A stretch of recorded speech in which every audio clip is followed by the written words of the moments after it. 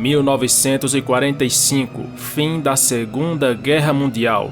Finalmente o mundo se via livre de um horrível conflito que levou a vida de milhares de pessoas. Com a Alemanha derrotada, não mais seria necessário gastar milhões e milhões de dólares com o esforço de guerra. Os países, em meio a uma grande recessão, vislumbravam agora uma recuperação econômica há muito tempo desejada, principalmente para as grandes potências. Chega de gastar fortunas com munições, tanques de guerra e tecnologia militar. Bom, isso era o que todos esperavam, mas mal terminou a Segunda Guerra e o mundo mergulhava agora em uma sangrenta e aterrorizante guerra ideológica. Se liga aí que hoje nós vamos falar sobre a Guerra Fria.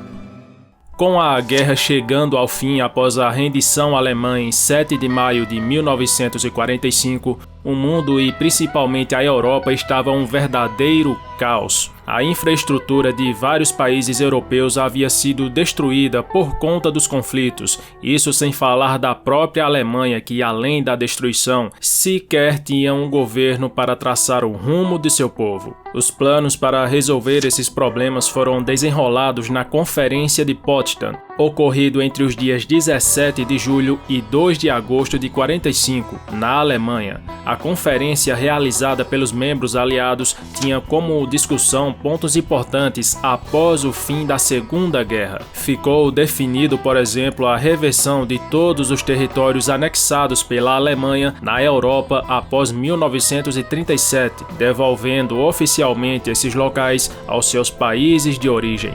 Outra questão também discutida era o que fazer com o território da Alemanha. No fim, ficou acordado que o país seria dividido em dois. O lado oriental ficaria a cargo da União Soviética e o restante dos aliados tomariam conta do lado ocidental. A tendência era que o mundo aos poucos fosse voltando à sua normalidade, deixando para trás os fantasmas da guerra, mas tinha uma galera lá do outro lado, na Alemanha Oriental, que parecia não ser muito fã desse negócio de paz. Os soviéticos, comandados por Stalin, continuavam a fortalecer seus militares e a controlar cada vez mais territórios. Informações também davam conta que cientistas alemães capturados durante a guerra não eram libertados, e sim feitos prisioneiros e obrigados a desenvolver tecnologia para os soviéticos. No lado político, a coisa também não era nada exemplar. Eleições em países da União Soviética eram frequentemente fraudulentas, sempre mantendo o poder com presidentes pró-soviéticos. Embora as informações fossem escassas, ficava claro o regime totalitário que Stalin mantinha. As fronteiras da União Soviética com os países europeus eram protegidas por quilômetros e quilômetros de arame farpado, além de uma forte presença militar. Além disso, ninguém vivendo do lado soviético tinha permissão para deixar o país. Toda essa divisão de fronteiras e o regime opressor imposto por Stalin fez Winston Churchill fazer o famoso discurso onde pela primeira vez foi usado a expressão cortina de ferro para se referir àquela divisão entre a Europa Ocidental e a Europa Oriental. O mundo estava claramente dividido entre duas visões ideológicas totalmente diferentes uma da outra. De um lado tínhamos a União Soviética, com uma visão de mundo voltada ao socialismo. Do outro, liderado pelos Estados Unidos, tínhamos um modelo defensor da democracia e do capitalismo. Esses dois eram diferentes em absolutamente tudo, mas em uma coisa as duas potências concordavam. Ambas estavam dispostas a fazer o possível e o impossível para que sua própria ideologia dominasse o planeta.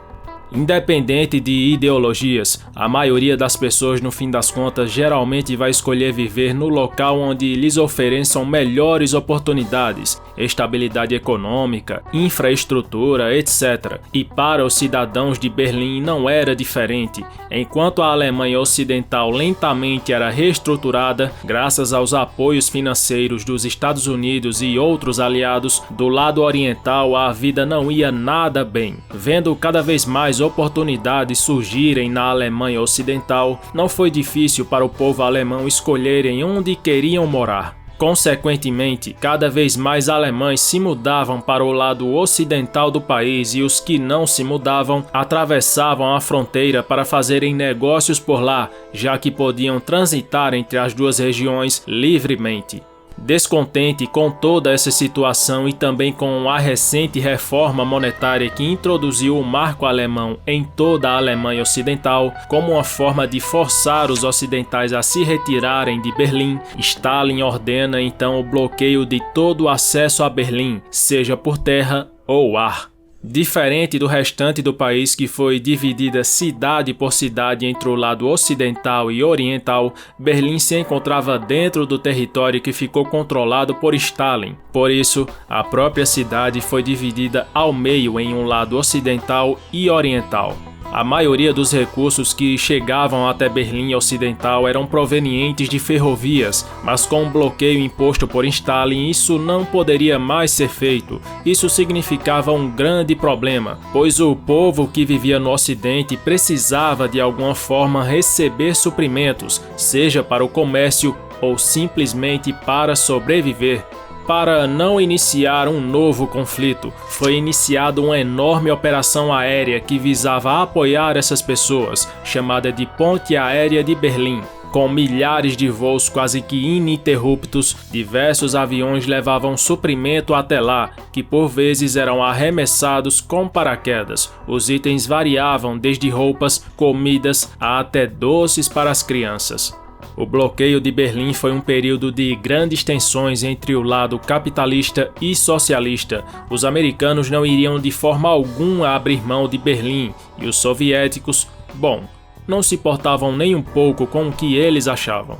Em certo momento, bombardeiros americanos B-29 foram vistos sobrevoando próximo a Moscou. Algo terrivelmente perigoso, pois esses bombardeiros foram os mesmos usados para lançar as bombas nucleares em solo japonês no final da guerra. Após meses de muita apreensão, Stalin volta atrás e finalmente o bloqueio de Berlim chega ao fim. Todas essas desavenças que ocorreram logo após o fim da Segunda Guerra entre capitalistas e socialistas era apenas o prenúncio da chamada Guerra Fria. Nos anos seguintes, União Soviética e Estados Unidos, com exceção de uma guerra direta entre tropas americanas e soviéticas, se enfrentariam em absolutamente todos os campos imagináveis. Na parte militar, em 1949, a União Soviética testou com êxito a sua primeira bomba nuclear. A partir desse ponto, capitalistas e socialistas aumentavam cada vez mais suas pesquisas nucleares. Não é à toa que esse foi um período que muitos temiam que o planeta fosse acabar, pois nunca se houve tantos testes com bombas nucleares como na época da Guerra Fria.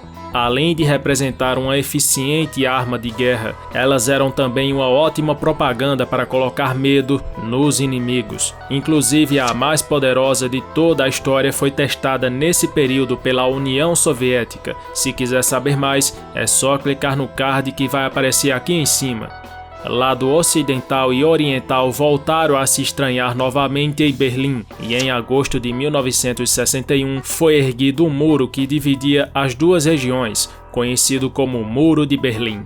Embora não tenham entrado em conflito direto, Estados Unidos e União Soviética financiaram várias guerras, sempre com o objetivo de apoiar regimes socialistas ou capitalistas. Um exemplo de um desses embates foi a Guerra do Vietnã, com o Vietnã do Norte sendo apoiado pelos soviéticos e o Vietnã do Sul pelos Estados Unidos. Nós contamos toda essa história aqui no canal e se quiser saber sobre ela com mais detalhes, é só clicar aí no card. A guerra de ideologia entre União Soviética e Estados Unidos durou por muitos anos e envolveram muitos outros aspectos e eventos, como a crise dos mísseis cubanos, corrida espacial, enfim, assuntos longos e que merecem um vídeo apenas sobre eles, e em breve você verá aqui no canal.